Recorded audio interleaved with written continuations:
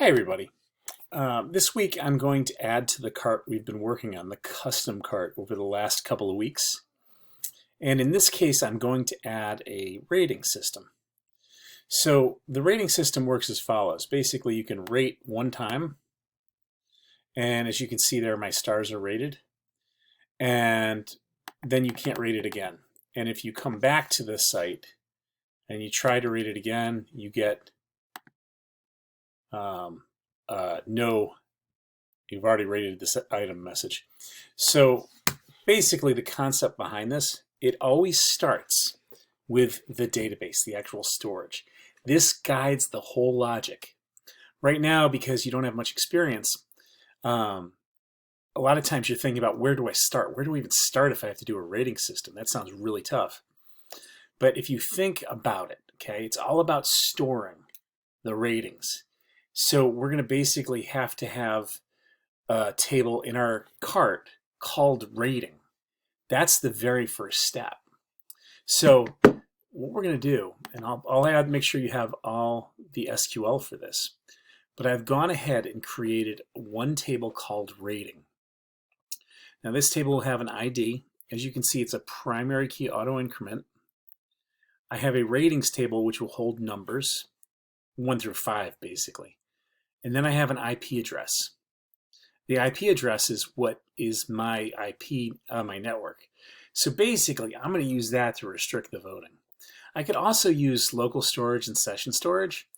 I prefer local storage because it's persistent. I can use local storage and just say, hey, deposit a token saying you've already voted. I want to take that up a notch. You could always add that functionality to this if you want to play around using JavaScript. But in this case, I like to keep the IP address of the person who actually did it. That's because I actually get their location if I get the IP address. I can figure out where they're located. So if someone gave something a bad star or a good star, I can tell a couple of things. I can tell about traffic and opinions in that area, and I can also tell about, basically who's coming to my site, which is nice, and who's rating. So you can drill down pretty far with an IP address. There's a few APIs that have a nice collection of them. So it's not always anonymous. It's actually more often than not pretty accurate, especially in the year 2020. So what I've done here is I've got varchar 255. So the IP address is going to be 4 subnets, 3 digits each. So it's probably going to be, 3 times 4 is 12 plus the 3 dots is 16 characters. I've got 255 here because the string will truncate. And then I'll need the product ID of what the user is rating. That's so I can read it back. So if I click browse right now, you'll see my IP address, and you'll see that I have rating 2 and rating 3 for product ID 3 and 2. So that means if I go here, there's right here, these are the ratings, and I can click on this guy, and this will be rated now. So I just clicked on, I think, 3. And we'll browse again, and we'll see what that showed. So it's a good idea to get my functionality in the database, exactly what I'm storing here. But that is my IP address right there. And you can see it's working to load. So right now I gave it a rating of 4 on product ID 1. So I have products 1, 2, and 3. And this is the same products that we had from last week. I've made it larger because I want you to see the one that just got rated. And now if I do this, it's actually disabled. So if I click on this, it's going to say you've already rated the item. This, it's going to say you've already rated the item. And you can see my console down here. I'm actually consoling the actual data that comes back. Okay, so let's dive in and go to the code, because now you have a pretty good idea of what I'm keeping track of and how I'm restricting everything. So if you have never used Ajax before, I am using asynchronous loading through jQuery, and we'll start with the index file. So this is my index file. And what I've done in this case, all right, everything is exactly the same except for the loop for the score. So what I've got here, this is my code that I've added. I'm getting my PID of the product ID in the loop. Now keep in mind, we are showing all 3 products as a for each loop. For each product says product. And this ends the for each loop, okay? So as we go through here, we're going to show the thumbnail, the image, the name of the product, the price. I can bring this up and show the cart and bring it down a little bit so you can see exactly what we're looking at. But this is that print image class, div class thumbnail, then the caption, which is the product name, then the price, and then I have below that the form. The form has the quantity, the add to cart. So as we look at this, we're looking at each one of these things. Now the buy now is the form we introduced last week. So as I go through this, what would I expect from you guys? You can feel free to use this. A lot of you had rating systems in your mockups, and that's why I'm doing this. But I'd expect this to be converted. I would expect this URL to be converted. Anything specific to me should go to you. I hope that makes sense. It's a very important part of integrating e-commerce projects. So now that we have our form, this is the work. I've got span ID, response PID. I need to separate my HTML for each product, and I'm doing it by concatenating the product ID with the response. So let's look at that in our source code. When I look at this in my source code and I go to span, we look for the span here. You see how it says response 1? That response 1 is this right here. See how it says response PID? That's 1. And then in the next turn of the loop, it's 2. The next turn of the loop, it's 3.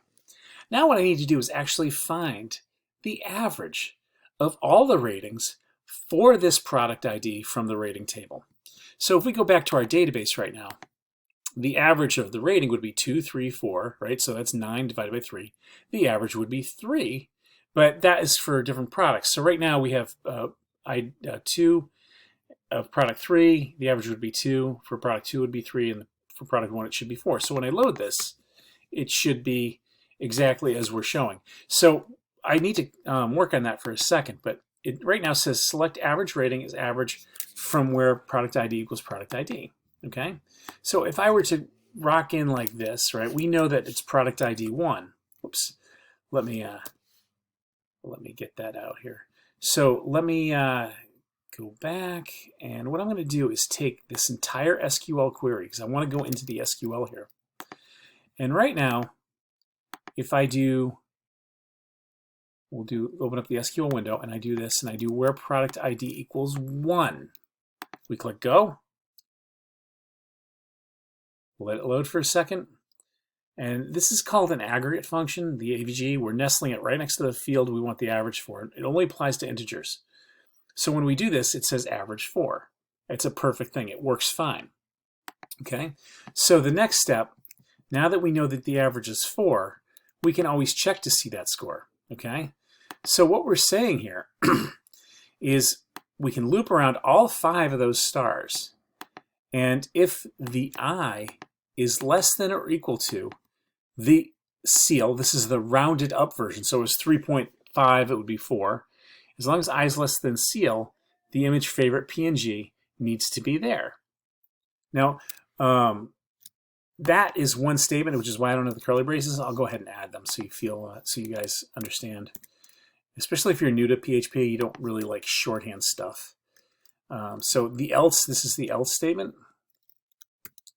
And I'm going to close out this right here. So if I is less than seal score, we can echo it out and then have this. So I just want to make sure this is all functional.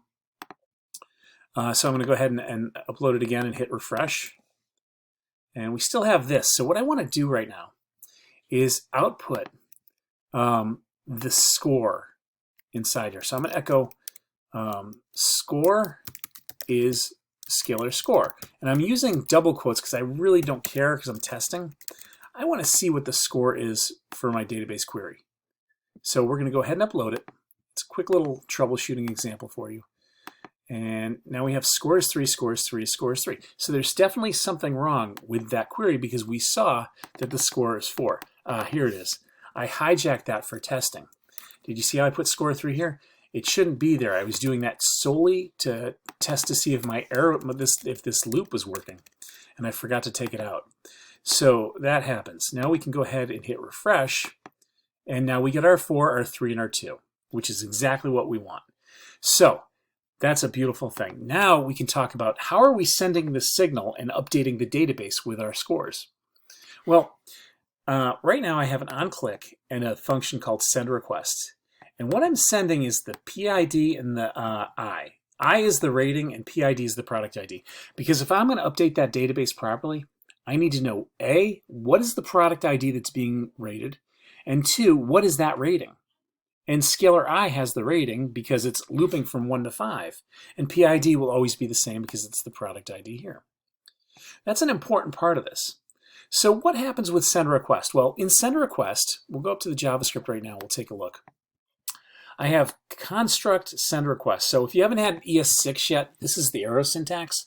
And I'm starting to integrate this into the program a little more, especially with the new classes 164 and 171. It needs to be learned throughout if you guys want front-end development work, because you're going to run into this a lot. It looks a little bit different than the functions you may have learned from the JavaScript class, at least the beginning part of it. So here I'm taking two arguments, PID, and they're variables, and the other one is RAT. And this is what I'm sending. So I'm basically using jQuery's get method. Now keep in mind I've added the integration of the jQuery here. But what I'm calling on is this script right here. It's rating equals rat, the rating itself. This is the variable, so it could be 1, 2, 3, 4, or 5. And this is the PID. So you notice how I'm console.logging this? Well, let's log the PID and the rating so you can get a good idea of what's happening here. And I'm going to do PID is, and I'm going to do plus PID, and I'm going to do quote and rating is, and then do plus a rating, which is the variable that is the argument. Okay, so when I do this, I'm going to hit refresh, and we'll just click on something, and you'll see, we'll make sure we get the most current version, by the way. We'll hit hard cache reload. You see I'm also logging the data here. Let's make sure that I never uploaded it. Forgive me. So let's hit empty cache hard reload, and we want to see that console again. Okay, so PID is 1 and rating is 3. The data that came back is no. I wrote a no, and you'll see this in a couple of minutes, saying that if the user has already rated this, we're going to send back a message, no, we're not going to do anything. So right now, if I do this, PID is 2 and rating is 3.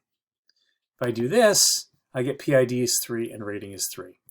Let's go ahead and truncate our table here. So I'm going to go ahead and truncate rating. Truncate means I'm going to clear out the data, and then we can work through it from scratch. Okay, so here's the SQL tab, and all I have to do is truncate rating. And what this is going to do is start it from scratch. It'll even erase primary keys. So when I get this response, it should say truncate rating. Shouldn't take as long as it does, but it is taking quite a while. So if I click browse,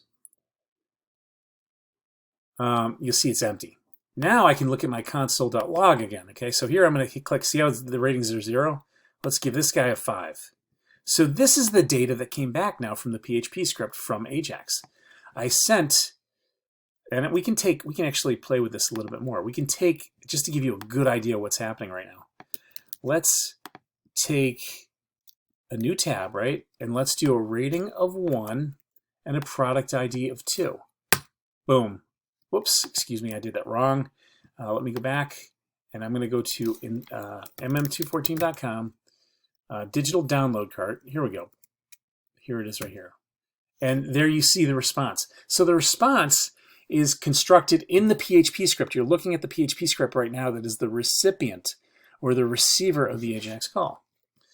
Now, if I hit rating equals 5, it should give me a no, actually, because my IP is the same. So see the no? Anyway, so what happens with this is we send this URL with the get method. Now, e-commerce, this is where you really learn the get method. You probably saw it in WebD 166, 167. We use it to communicate with PHP a lot, to communicate with links. But we're just loading the script and passing these variables. And our response is the data. So what comes back is the data itself and the status. And the console.log of the data is what you just saw. So if I go back to SimpleCart, this is the data. It's the loop of all the images. So when we go back to this, I'm saying basically, if the response is no, we'll write you have already rated this item. Else, the PID which is the number. The HTML of that will be the response. That way I can add product, and the rating will always be related to the response because the PID is what correlates them all. That's why it's so important to have a product ID in your database and to have one in the ratings table if we're going to pull this off. Okay. Notice the trim function here. That'll trim white space off the back and front of the data function. And that's important because if I don't have that trim, this does not work because there actually is a space that comes back. And I haven't really, experimented with not using the trim. Always use the trim with data that comes back. So let's look at the insert rating.php. Now I'm going to open up my FTP and you can see it's right inside the files here. So what we're doing with the insert rating PHP, it's pretty simple. We connect to the database, we get the values. So remember, this is what the script that comes in. Okay, this is going to be something like rating equals 5 and product ID equals 2. So we get those values and put them in variables. Then we'll need to grab the IP address just to insert the IP so we know this person doesn't try this again. So in this case, I'm going to select the count of the number of IDs from the rating table where the IP address equals the IP address and the product ID equals the product ID. So both these conditions have to be met for me to get the ID. The idea here is to figure out how many times this guy has rated this product. And if it's even been one time, we're going to say no to that guy. You get one rating and one rating only from that IP address. Now, there are other ways to do this. Like I said, you can use local storage, but for now, the IP address is pretty popular. WooCommerce uses it, OpenCart uses it, so I'm kind of following what they're doing with my own code that I hope is understandable to you guys. So the next step, we execute the array and pass the values IP to the first question mark and product ID to the second question mark. We grab the data, we figure out the number of rows, and this variable will be equal to, hopefully there's 0 or 1. It can't be equal to anything else because we've restricted it. So only if the number of rows is less than 1 will we allow them to insert the rating. So we prepare the statement, insert the rating to these fields with these binded values, and we execute the array. Then we can find the average so we can replace the content of each response div in the previous script. That's the span right here. See the response ID? We're going to replace that data with what's inside this loop. So anything that's outputted will go in that div or that span ID. So we're going to select the average rating as average. We can reference average here. From @rating where product ID equals the question mark, we'll bind that value and send the product ID to the exclamation point once it's executed, or the question mark once it's executed. Then we fetch and then we get a variable equals our value. We've already been through this loop. So basically we're going to loop, and as long as it's below or equal to the average, we'll output the favorite. Otherwise we'll output the not favorite, which is the other color star. Otherwise the num rows is greater than 0 and we'll echo out no.